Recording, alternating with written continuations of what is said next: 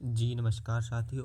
आज हम आप सभी के लिए लाए हैं अध्याय 3 क्लास 11th बाबू श्याम सुंदर दास का जीवन परिचय और साहित्यिक परिचय। तो इसका हम जीवन परिचय साहित्य संक्षिप्त रूप में लिख दिए हैं और इसका साहित्यिक परिचय हम लॉन्ग थोड़ा लिख दिए हैं। आप इसे नोट कर लीजिए।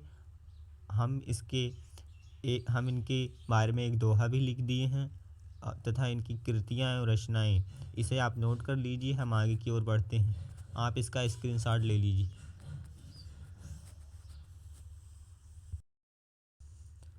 इनकी कृतियाँ हैं जैसे निबंध, आलोचना, भाषा विज्ञान।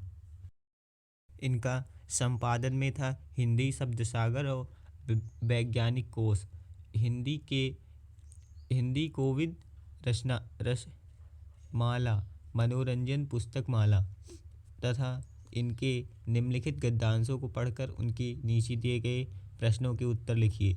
तो हम इन सभी के क्वेश्चन आंसर लिख दिए हैं। आप इसका स्क्रीनशॉट ले लीजिए। हम आगे की ओर बढ़ते हैं। जैसा कि आप लोगों को दिख रहा होगा, गद्यांश पर आधारित प्रश्नोत्तर यह हमारी किताब का क्वेश्चन है जो अब की बार नई वाली किताब लगी है। जैसे इसमें दिया गया है, पहला, समस्त भारतीय साहित्य की सबसे बड़ी विशेषता उसके मूल में उपस्थित समन्वय की भावना है। तो आप इसका पूरा इतना बड़ा नहीं लिखेंगे, केवल 2-3 वर्ड आगे का और एकदम आखिरी जो ख़त्म होता है पैराग्राफ वहाँ का 2-3 वर्ड लिख लेंगे और डैश डैश करके आप छोड़ देंगे। जैसे कि इसमें दिया गया है, उपयुक्त गद्यांश के पाठ एवं लेखक का नाम लिखिए। तो हम इसको कॉपी में लिख दिए हैं। आप इसे नोट कर लीजिए और अपनी कॉपी में लिख लीजिए। तो हम अगला क्वेश्चन बताते हुए, प्रस्तुत गद्यांश के रेखांकित अंश की व्याख्या कीजिए। इसकी जो ये अंडरलाइन किया गया है इसके नीचे इसी का केवल व्याख्या करना है, पूरे का नहीं करना है। इसमें अगला है, भारतीय साहित्य की प्रमुख विशेषता क्या है। और अगला क्वेश्चन है, साहित्य समन्वय के लेखक का क्या अर्थ है। अगला 5वां क्वेश्चन है, सभी भारतीय नाटक सुखांत क्यों होते हैं। तो हम इसका कॉपी में लिख दिए हैं। आप अभी देख लीजिए और अपनी कॉपी में नोट कर लीजिए। हम आगे की ओर बढ़ते हैं। जैसा कि आप लोगों को दिख रहा होगा, उपयुक्त पाठ का नाम, तो इस लेसन का नाम है भारतीय साहित्य की विशेषताएं और लेखक का नाम बाबू श्याम सुंदर दास। इसके रेखांकित अंश की व्याख्या जो अंडरलाइन किया गया था उसी का केवल व्याख्या करना है। तो इसमें है, बाबू श्याम सुंदर दास जी कहते हैं कि साहित्य का समन्वय से हमारा यह तात्पर्य है कि साहित्य में जो भी सुख दुख प्रदर्शित होते हैं, उन्नति और अवनति, प्रसन्नता और रुदन और विरोधी तथा विपरीत भावों के समीकरण तथा एक अलौकिक आनंद में उनके विलीन हो जाने से है। इसमें तीसरा क्वेश्चन है, भारतीय साहित्य की प्रमुख विशेषता लिखिए। तो इसमें भारतीय साहित्य की विशेषता में है, भारतीय साहित्य की सबसे प्रमुख विशेषता यह है कि उसके मूल में स्थित समन्वय की भावना है। इसमें अगला चौथा क्वेश्चन है, भारतीय समन्वय के लेखक का क्या तात्पर्य है। तो इसका सही आंसर होगा, साहित्य समन्वय से लेखक का तात्पर्य यह है कि साहित्य में जो भी सुख दुख होते हैं, उन्नति और अवनति, प्रसन्नता और रुदन आदि विरोधी तथा विपरीत भावों के समीकरण तथा एक अलौकिक आनंद में उनके विलीन हो जाने से है। तो इसमें अगला क्वेश्चन था, सभी भारतीय नाटक सुखांत क्यों होते हैं। तो इसका आंसर है, सभी भारतीय नाटक सुखांत होते हैं क्योंकि इसका प्रधान कारण यह है कि भारतीय का अध्यय सदा से जीवन का अर्थ स्वरूप उपस्थित करके अथवा उसका उत्कर्ष बढ़ाने और उसे उन्नत बनाने का रहा है, इसलिए भारतीय नाटक सुखांत होते हैं। आज आवाज़ थोड़ा स्लो जा रही होगी, इसलिए आप आवाज़ अपने मोबाइल का फुल कर लीजिए या आप लीड या और किसी यंत्र का प्रयोग करके आप यह सुन सकते हैं। इसमें दूसरा था, इस प्रकार साहित्य डैश डैश करके आप इसके लिख लीजिएगा, नहीं रह सकती है। आप इसको संकेत के रूप में लिख लीजिएगा, केवल 4 से 5 वर्ड में। तो इसमें अगले में दिया गया था पाठ और लेखक का नाम, और इसमें दिया गया है संदर्भ। तो संदर्भ आप इसमें लिख लीजिएगा।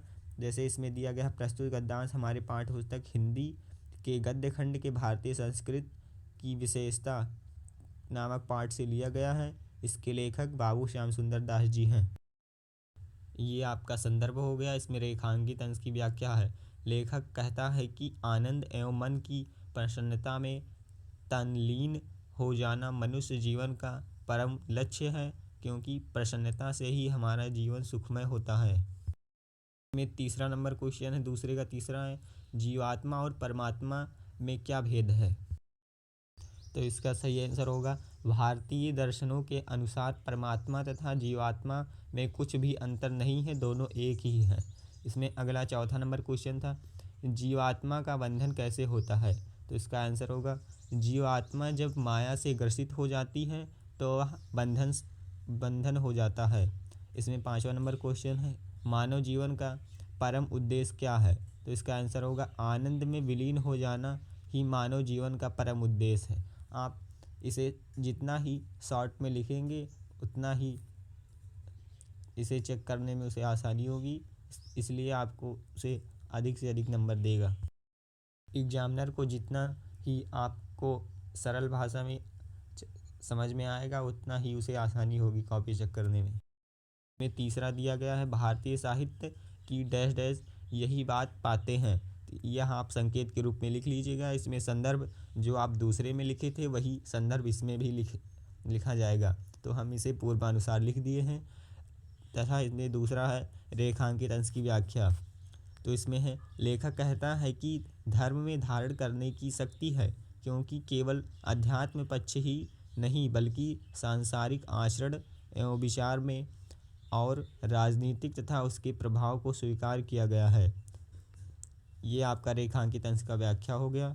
अब इसमें अगला क्वेश्चन है तीसरा नंबर, लेखक ने भारतीय साहित्य को दूसरी सबसे बड़ी विशेषता क्या बताया है? तो इसका आंसर होगा लेखक ने भारतीय साहित्य की दूसरी सबसे बड़ी विशेषता इसके धार्मिक भाव की प्रचुरता को बताया है। इसमें अगला नंबर क्वेश्चन है, आचार विचार तथा राजनीति में धर्म का नियंत्रण क्यों स्वीकार किया गया? इसका सही आंसर होगा आचार विचार तथा राजनीति में धर्म का नियंत्रण इसलिए किया गया क्योंकि धर्म में धारण करने की शक्ति है, अतः अध्यात्मक पक्ष में यही नहीं लौकिक आचार विचार तथा राजनीतिक तक उसमें स्वीकार किया गया है। इसमें पांचवा नंबर क्वेश्चन है, हमारे साहित्य में धर्म की अतिशयता का क्या प्रभाव पड़ा है? इसका सही आंसर होगा हमारे साहित्य पर धर्म की इस अतिशयता का दो प्रभाव पड़ा है। पहला, आध्यात्मिकता का धार्मिकता होने के कारण हमारे साहित्य में पवित्र भावनाओं और जीवन संबंधी गहन तथा गंभीर प्रचुरता हुई। दूरी और साधारण लौकिक भाव विचारों का विस्तार नहीं हुआ। इसमें अगला नंबर क्वेश्चन है चौथा, इसमें जैसे भारत की डैश डैश करके आप लिख लीजिएगा, परिचित होते हैं। तो इसका हम संदर्भ पूर्वानुसार लिख दिए हैं, जैसा आप दूसरे नंबर क्वेश्चन में लिखे थे संदर्भ वैसे ही आप इसमें लिखना है। तो इसमें रेखांकित अंश की व्याख्या, लेखक कहता है फसलों लहलहाने श्यामल हुई भूमि जो प्राकृतिक सिद्धि सुषमा भारतीय कवियों का चिरकाल से प्रेम बना हुआ है। आपका रेखांकित अंश की व्याख्या कंप्लीट हुआ। अब इसमें है विशेष प्रकार की मानव वृत्तियां कहाँ रमती हैं? तो इसका सही आंसर होगा विशेष प्रकार की मानव कृतियाँ प्राकृतिक के सुंदरतय विभूतियों में रमती हैं। इसमें अगला नंबर क्वेश्चन है चौथा, अरब देश के कवि किन वस्तुओं को देखकर सुंदरता की कल्पना कर लेते हैं?